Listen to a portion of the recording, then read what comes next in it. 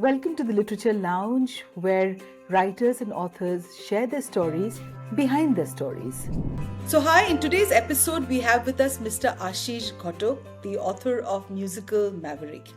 So, just to talk a little bit about Ashish, before I start this entire conversation about your book, I think it'll be wonderful to know a little bit about your background, your experience, and what got you into this entire journey of writing a book and what motivated you to write, the autobiography of such a well-known musician. And music has been a very prevalent theme, as we found out.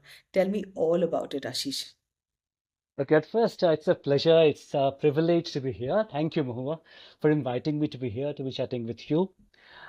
Professionally, I'm a teacher. I teach English in a government school here in Calcutta, and there was no prospect of being a writer in any way. I am a writer because I'm a writer of academic books.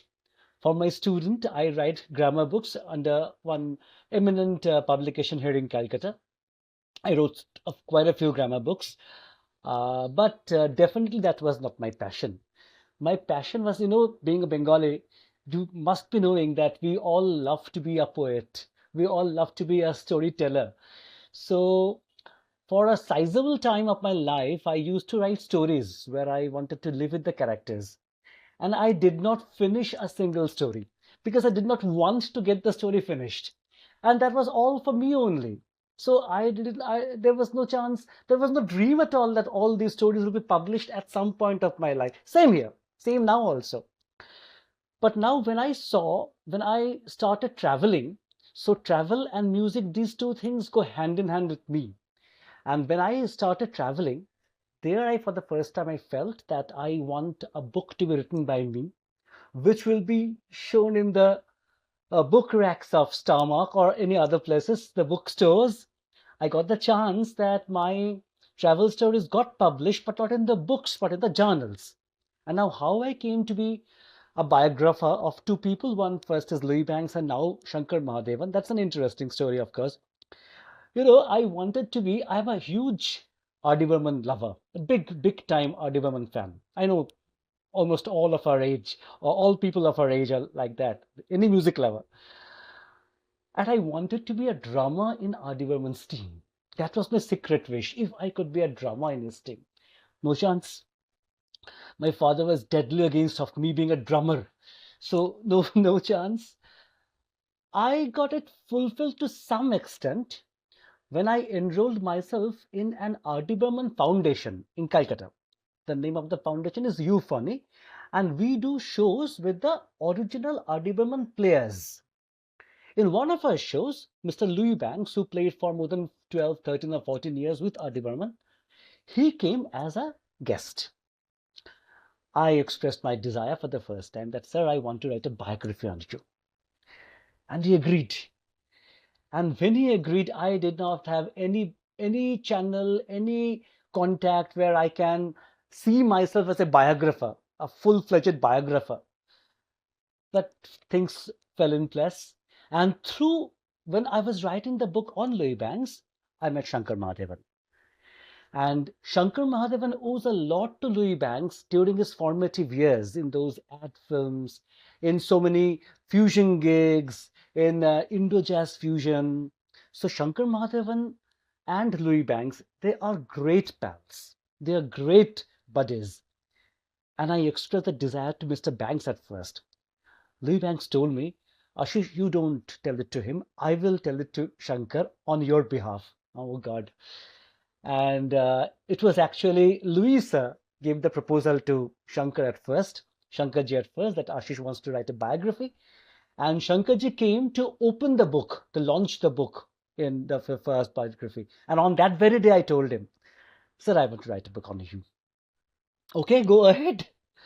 And well, this is how I started writing on as a biographer, at first for Louis Banks, and now in the last 3 years with Shankar Mahadevan. So this is how I literally now I feel good that I am known to be a biographer of Shankar Mahadevan. It's a pleasure. It's a pleasure. Oh, Yeah. of course it is. It is such a pleasure. I mean, I can imagine. But as much as I want to now ask you about your book, but I have to tell you a little bit about Louis Banks and me. When I just Uh, began my career, and I used to be a journalist, and then I moved into PR, and in the hotel industry in Moria, I joined as a PR straight from journalism, young 23-year-old or 24-year-old, and there I met Louis Banks, and with Pam Crane, and ah, they were. Yes, and they were the biggest jazz lovers and the absolutely. jazz musicians, and I have very very good memories of Louis Banks with Pam Crane, Louis Banks with his wife, and spending time and talking about his life. And Kolkata, of course, happens like I said earlier to you, is a city of music lovers and book It is. lovers too. And so I also knew this very famous. Musician called Carlton Mm-hmm. Keto, Carlton who Keto. also used to play jazz. And so yes, music is like you said, Ashish, in the start of the conversation, that it's something that we probably grow up with. I think every home, every part of India has such a beautiful you know genre of their own music in their own language. And as a Bengali, of course, I mean, we hear a lot of Rabindra Sangeet, and we are also exposed Absolutely. to global music. So, Yeah. of course, I mean, music is so integral. I can make that out, Ashish. What inspired you to write the book Musical Maverick, and how long did it take you to write this book?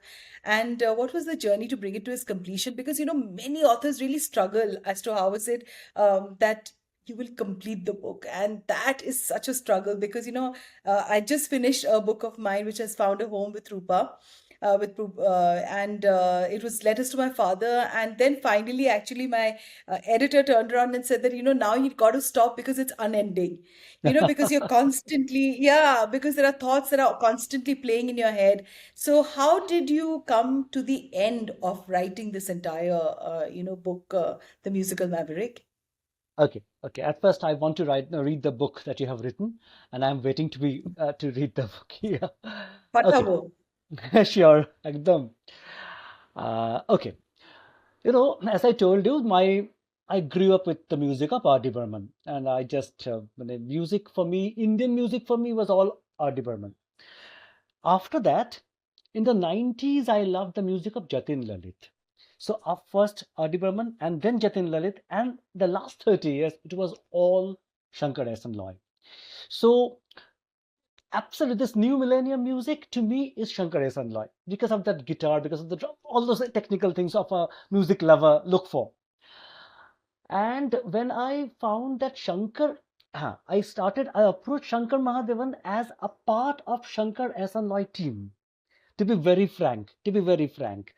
So, because I found that here is a chance of writing a book on Shankar S. and Loy, the music whose music I love.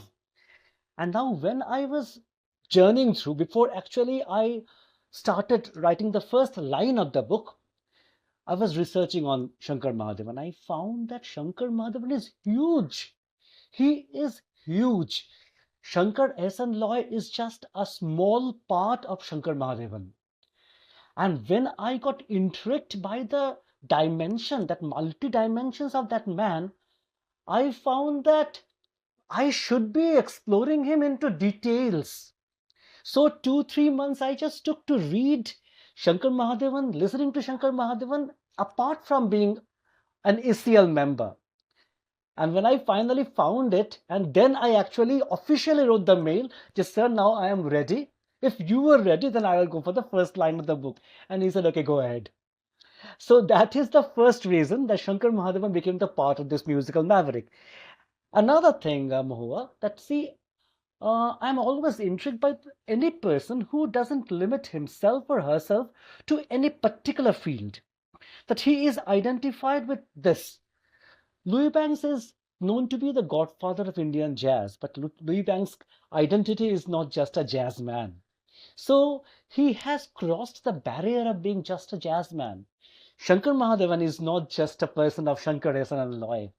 So that is the first thing that really attracted me, that how multifaceted one person can be. And between Louis and Shankar Mahadevan, one thing is very much common, that both of them are great human beings. I wonder now, definitely I'll write more books, but I wonder, I think I have met the two best people in the world. So I don't know, whomever I approach now will be as good as them because they are great people. So, so that is the reason. And as you told me correctly, that it is very difficult to finish a book, and when the person is at the very what I'll say, the acme of his career, the pinnacle of his career, he has just won the Grammy. You know what happened?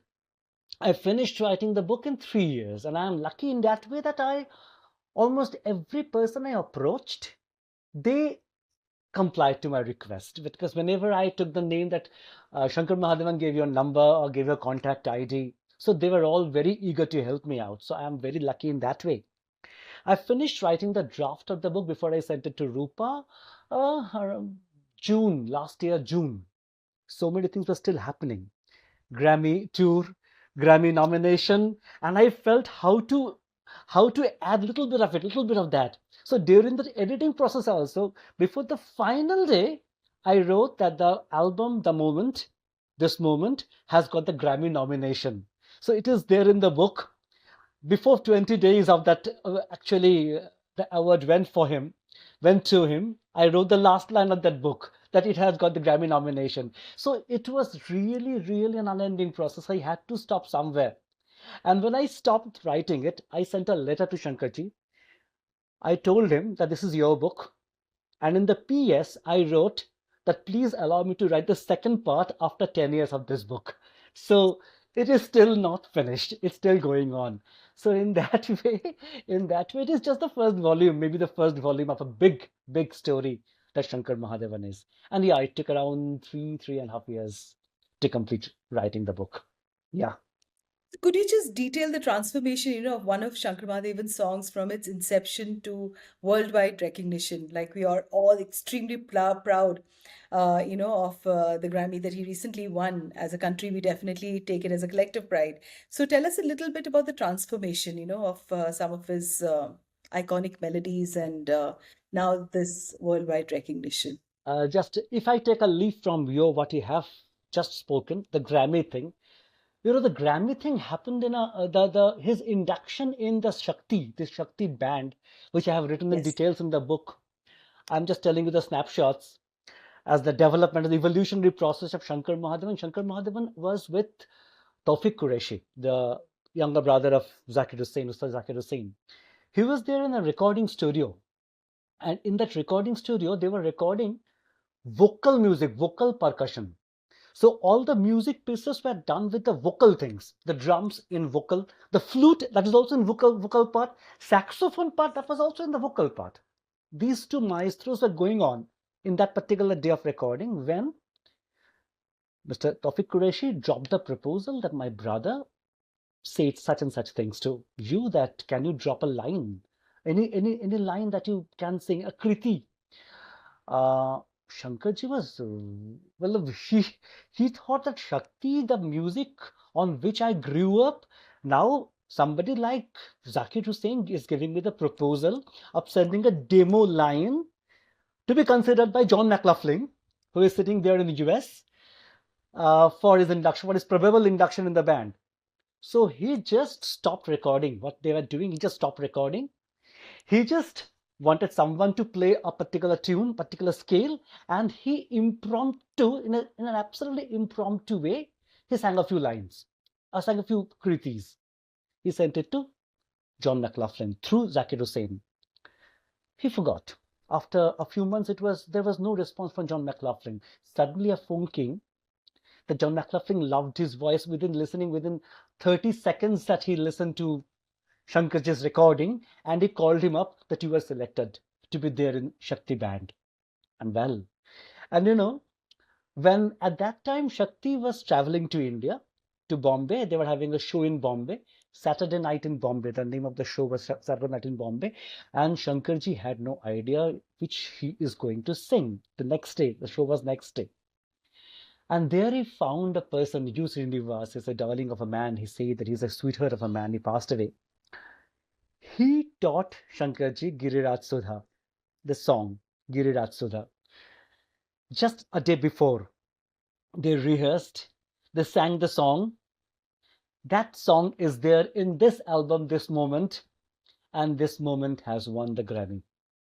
So see the and there are so many examples in my book also. So there are so many songs that there. I just refer to one more song, Mohua. Mirza is a film. Mirza, that Gulzar Saab's last outing with Shankar Loy and Rakesh Om Prakash Mehra. There is a song Avere Hichki, which is a huge favorite of all the people who made this song. Huh? Shankarji's favorite, Gulzar's favorite, Rakesh Om Prakash Mehra's favorite. The story of the song goes like that in a particular day, on that particular day, Gulzar Saab brought Shankarji in his home. Let's talk music. And Avare Hichki is a term, again being a same pinch, that Hichki is something whenever we do the Hichki, somebody is remembering us. So they were just speaking in that way. The Avare Hichki is the only term, only two words written. No other words were written on that day. They were talking music, and Shankarji was singing on the sargam part with the lyrics part, and it was a musical stream of consciousness. He was going on with this flow of music. One line he was finishing, the songless part, Gulzar Sahab was there and he was putting words on that. Again, another line that he sang, Gulzar Sahab was putting words on that. And in that way, the song is an asymmetrical. There is no symmetrical stanzas in the song. There is no such mukra, antara. There is nothing like that. It was just going on with the flow, going on with the flow. And finally, it is one of the best compositions of Shankar Loy. So I have got so many other songs, the references of such evolution of songs, as you said in the book. But I think one should be reading the book to know the details of the other songs that saw the light of the day, actually. So, of course, I mean, it's so interesting to hear from you about, the association with Shakti. And I'm also personally a big fan of the Shakti group and their last concert that they did in Bangalore. I mean, I was sitting right in front watching them perform. It's magical, to say the least. So, tell Absolutely. us a little bit, like, perspectives by shedding light on what Shankar Mahadevan is all about, aspects that people who follow his music do not know about him. And you've, of course, had a very close association. You've already told us about the fact that Shankar Ehsaan Loy, which is so known by all of us, there is more to him than, what meets the eye. So, what are those things, Ashish? Yeah. So that if you ask me what is the biggest takeaway after reading this, after writing this book, and after living a life that Shankar Mahadevan led for 3 years, the biggest takeaway is the person that I came across. Very, very rarely a man of such a huge stature is so humble, is so down to earth. When I went to his studio, I went to his home, and he just asked me that which tea that do you prefer? The Bengalis are so fond of teas. And I once told him that I want liquor tea without sugar. After that, I met him several times in his home, in the studio, outside studio, during his concert. And not for once I was asked. Among so many people, he singled out Ashish needs one liquor tea. So he makes you feel special. I found so many people who just comes across Shankar Mahadevan, who just came across Shankar Mahadevan, and Shankar Mahadevan will individually connect to each of them, and he will make him special. So, in that online concert, I was the only person who was sitting in an online concert. Everybody was standing, the technical crew and the musicians, of course, and he assured that Ashish should be sitting somewhere. So this was embarrassing and it was overwhelming. There are so many people, overwhelming, absolutely. You know, so I can't speak on. I just go on speaking on Shankar Mahadevan as that humanistic viewpoint. And now, so far, other people don't know that as you told me, the way he makes music. If you ask me that what I found in Shankar Ehsaan Loy and Shankar Mahadevan, that the man is filled with music. I can tell you one thing, Mohua. Just remember, I just suddenly it came across my mind. I was asking Gulzar Saab, Say something on Shankar Mahadevan, and Gulzar sir just went on speaking. And one thing I remembered, he spoke in Hindi, and my Hindi is terrible, so I'm trying to speak it in English only. He said that I always say that you are a musical matka, not because of he is like this. Even if he is thin, I would have said him that a slender matka that you are. Because wherever he goes, music comes out. So he is made, is filled with music. Another thing I must say, this is something very rare, that he is a source of joy. He found that music is a source of joy. Music is not just another profession. So he made sure that anyone who is associated with music gets that sublime joy which is inherent in oneself. And he tried to make sure that whoever comes across him, comes in his vicinity, finds that peace, finds that joy. This is unthinkable. Absolutely. I met so many people while interviewing other people, other acquaintances, that they are all great in their own domain. No, there is no doubt in that. But very rarely you come across a person that when the long you are there, as long as you are there with him, you feel the vibe. You feel a wonderful vibe. There is so much of positivity. There is, he just breathes in music. He just breathes joy. And that is the best thing that I loved in him. And another thing that, if again I can go on speaking about a Shankarji, apart from being a musician, he is known to be a friend among friends. When I was asking the questions to his childhood friends, there are references, there are chapters of on his childhood days with his childhood friends. I met two, three people. I spoke to two or three his childhood friends, and Shankarji happens to be a musician. Had he not been a musician, I could have written a short story or a novel on Shankarji as a friend, as a lover of Sangeeta Mahadevan. So the love story, when I was listening to the love story, when I was listening to the stories of how their friends that they grew up with, the 10 people, the 9 people whom they call themselves as the originals. The WhatsApp group that they have is originals. So I have got a chapter here in the book. When I was listening to those stories, these are rare. These things are absolutely rare. I was literally pissed off when Divakar told me to trim the book because it was getting fatter and fatter. Because there were so many things to say that, yeah, we know Shankar Mahadevan as one of the greatest musicians of the time, but we don't know what a great person that he is. Maybe someday or other I will take a different name. I will not give Shankar as a name. I will take a different name and write a short story based on his life. So this is what I took. So let's just talk a little bit about how did you explore in your book, his impact on Indian classical music and the broader social sphere. So, the kind of impact that's there, because obviously he has a very, very strong background in Indian classical music. It just comes through every time one listens to him. And there is music also that is, in a broader sense. So could you just tell us how he marries the two together? Okay. See, there is no, what I said, there is no question the immensity of his depth, the genius that he is, so far he being the classical musician is concerned. So he is a Himalayan figure. He's a huge figure. Forget about that. One thing is bitter but true. The Shankar Mahadevan became Shankar Mahadevan not as a classical singer. I'm sorry. He became Shankar Mahadevan first from Breathless and next from being a Shankar Ehsan Loy team.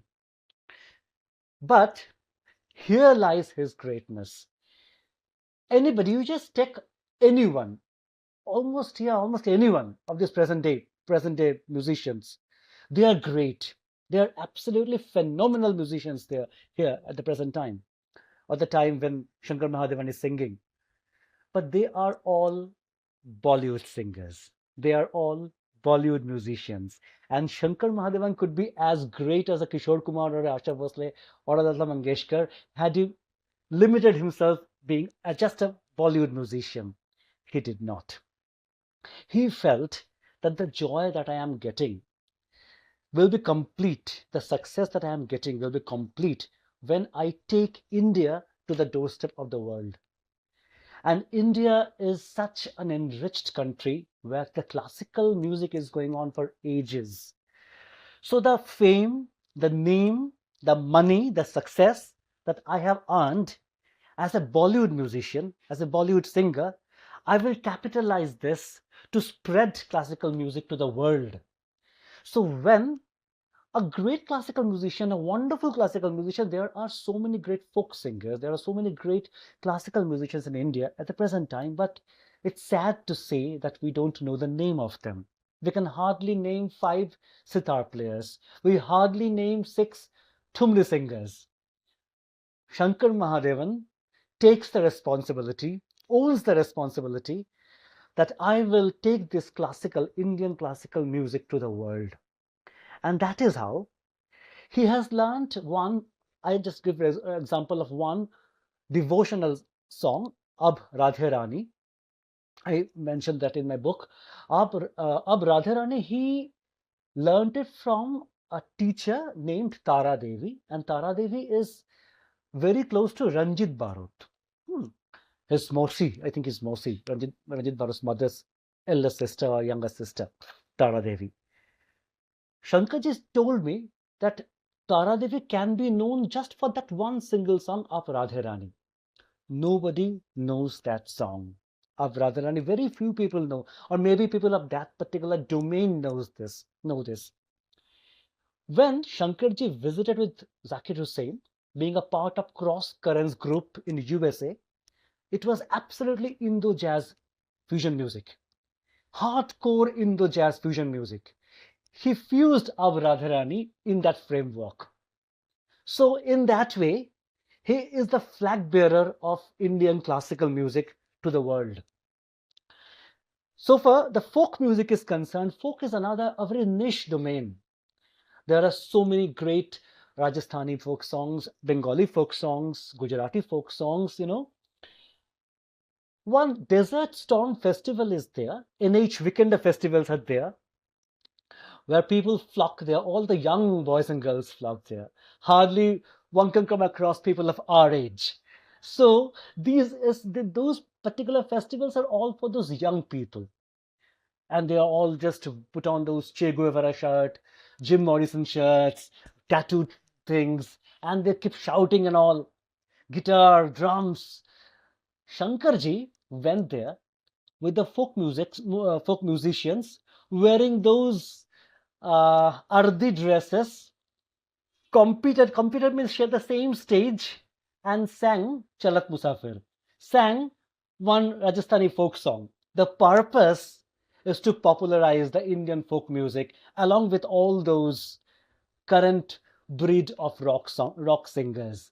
So this is how he takes that. He is a paladin, just like Louis Banks is the single person from India to bring the Indian jazz to the world. Shankar Mahadevan at this present age, so I don't think he finds any parallel.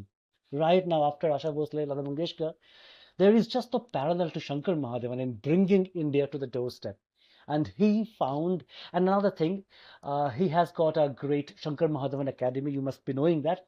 Shankar Mahadevan Academy, where he teaches, the purpose of setting up Shankar Mahadevan Academy is to spread Indian classical music among all. And since it is an online platform, people from all over the world know about that Indian classical music. So, his life is dedicated to that. So Bollywood music is an offshoot. But I think if he is asked how he is to be known, he is to be known as a person who comes from India, who speaks for India. So he's always wearing the flag of India over him. And wherever he goes, he takes it along with him. So that is how he is the flag bearer of Indian classical music. How Yeah. wonderful, Ashish. Ashish, you're the authorized person to write Shankar Mahadevan's autobiography. I mean, this is such a amazing feather in your entire hat Thank of you. being a writer, of an Thank you. It's author. privilege. So It's many of us, privilege. we will, wish to do this, but we can't do it because many people may not trust us. So, I would request you to read a few lines from the book, a little bit about his childhood memories. I think that would be very Okay. interesting for our listeners. Okay. Okay. I will. I will. Uh, Okay. Okay, I'll just read two paragraphs from two different chapters that will connect, right? There is one chapter called Katta. Katta is in Bengali we know as Thek, Adda Thek. So in Maharashtra, this is Katta is synonymous, analogous to what we use at Adda Thek. Kishore Kumar and the Originals. I read just a paragraph. Boys are the friends. The boys especially looked forward to the day after the term and exam results were declared. On those days, their happy hunting ground would be the beautiful church and the field adjacent to it. Some of them would top the list, while some others would flunk. Sudarshan would come with his sorrowful story of failing in maths and the draconian ire of his father. Some friends would say some sympathetic words of comfort, and someone else would mimic Sudarshan's father, making others laugh as a result. They would talk about another friend, Manoj, getting a severe dressing down after he was caught taking a puff from the cigarettes kept inside his father's kurta. The sweet and sour tales of adolescent crushes, the hilarious chain of events following misplaced love letters, the invariable rebuttal of the scared, unwinnable girls, or even a nudge of approval was part of their evening chats. They would have fun all the time. Their philosophy of life was to laugh about their problems instead of sulking over them. These moments were part of their brief adolescence, filled with laughter and limitless lunacy. I'll just read one short paragraph. I inserted this paragraph in the chapter of Luck by Chance. So I will read just two paragraphs from that Luck by Chance chapter. In the touching end sequence of the film, the prospering actor Farhan Akhtar is seen chucking out a get together with his childhood friends for the golden opportunity of meeting the superstar, Shah Rukh Khan. In the film, Shah Rukh Khan played a cameo there. He played himself. At a glitzy, glamorous film party, one of the prime examples of a struggler becoming a superstar, Shah Rukh Khan is shown advising the newly successful actor. Stardom is a cocktail of fame, power, and money. It is an insane addiction. But one thing I understood clearly: don't forget that your childhood friends knew you when you were nothing, because they are the ones who speak the truth every time. This echoes the values that Shankar always carries with him. Notwithstanding the pinnacle of success he reached, he remained the good old Jadia, his nickname, who was always at his elemental best when he returned to the originals, once the glimmer of the film party went down. So these are this is something which I just loved sharing with everyone. That I also grew up with my childhood friends and I love to be with them. Now we are all decentralized. Somebody of them are living in Bangalore also. One of my very close friends lives in Bangalore. So the days when we meet are the best days of the year. So when I interviewed Sudarshan ji, Manoj ji, Umesh ji, I found that the values of childhood friendship, and he gives importance to them the most. People from industry know that Shankar ji always travels with his friends. This is something which is so rare, which is so beautiful. This is so beautiful. Yeah, Absolutely. It's not about forgetting your roots. And I completely relate to it because my best friends, even today, are my childhood friends. My school friends who's going to just tell me to behave myself and tell me the truth. And they will mince no words in saying that to you because they don't absolutely. care, what you become, who you are over the years. It is what it is from the school days when you were, exchanging, trying to count all the change that you had to have something together. And Correct. so, yes, I think we are that generation also who are trying to hold on, to those memories. And so I relate to that fully. So, before we end, there would be a little bit that I'd like to know. What are the kind of challenges you faced while writing the autobiography, and any advice that you would like to give to the younger generation who want to pursue their career, in the world of music? It is not easy. We all know that. And of course, writing an autobiography is not also easy. You have to get the essence of the person, the personality, everything should come out, and you're actually walking, talking to the entire readers, and also right now for my listeners. So, what were the challenges? It would be lovely to hear from you, Ashish. See, the biggest challenge, I will be very frank here, Mohua. So when I'm writing on someone, the first primordial thing is that I have to love that man, because it needs 3, 4, 5 years. You never know when your book is going to finish. So until and unless you literally love that man to that extent, you can't live his life for 4 years.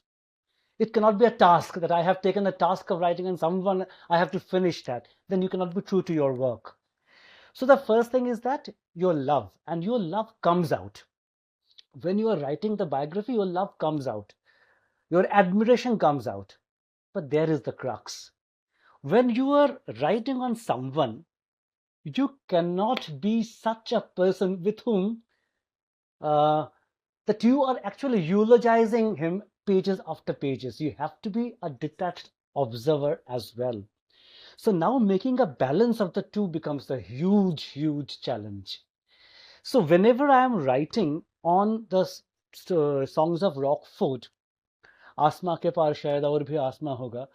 So I am remembering before 20 years when I was listening to that song and the effect that it had on me. If I start writing on that, it will be 2 pages long. Now I have to be a detached observer. No, no, no. I have to cut down my emotion. I have to cut down all the metaphors which are coming in my mind. And I have to be a detached observer. And often, otherwise, it will be a hagiography. So autobiography is not just what I feel. Everybody has to relate. And their simultaneously involvement with the person and an artistic detachment with the subject. It has to go hand in hand. I think that is the biggest challenge. At least writing in the last 2 books, I felt that to be the biggest challenge. Another challenge is definitely, see, these people are very busy people, they're so busy people. So on writing on Shankar Mahadevan, I had to bank on people from movie industry as well. And they're, well, the time is there is no such. I cannot be true to the time constraint. Divakar kept on asking me, but he is very gentle. He is extremely gentle. That he never put a gun behind at my back. That when you are going to finish it, not for once. So my publisher is such a kind person to me, but not every time that you get a support from the publisher, because you never know when your autobiography is going to finish. Sorry, the biography is going to finish, because you have to bank on other persons as well. So that is the second challenge. But the biggest challenge is definitely how to keep yourself away and also into it. That is the biggest challenge. And my advice, well, for the music, see, again, as have come across to great people, one thing has to be there, that you have to be passionate, not for the sake of the term passionate. It's very easy. I feel good that I have got a passion for music. I've got a passion for English literature and all. If you have really the passion for that, there is no way of speaking it, because it's all there inside you. If you speak it out, I personally feel you are lessening. You are actually undermining it. Your love for something should be so big that you can't actually express it in your words. If you have that, you have got to succeed. You will succeed. Shankar Mahadevan chucked the job of a pushy job of a software professional, and at that time he got a job in the US. He had, well, no future in music. He got to sing some 1 or 2 liners in ad films. Vis-a-vis a pushy job in Oracle, huge job in software industry. He left that. And today he's Shankar Mahadevan. So if one is passionate, if one can see himself, if one dreams himself to be there 5 years down the line, 10 years down the line, if he's really true to his love, love, his liking, his own desire, one can be successful. Then the world Surely. will get together to take you ahead, as they say. Absolutely. Absolutely. Things will fall in place. So the last question, Ashish, that comes to my mind is like a quick fire. Passion or money, do they go hand in hand? This is very difficult to answer in a quick fire thing.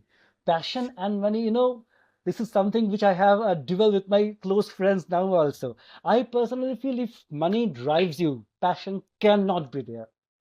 If money is the driving factor, just now after we finish the interview, if I just go out and talk to my wife, I will have a feud with her. No, she will go against me.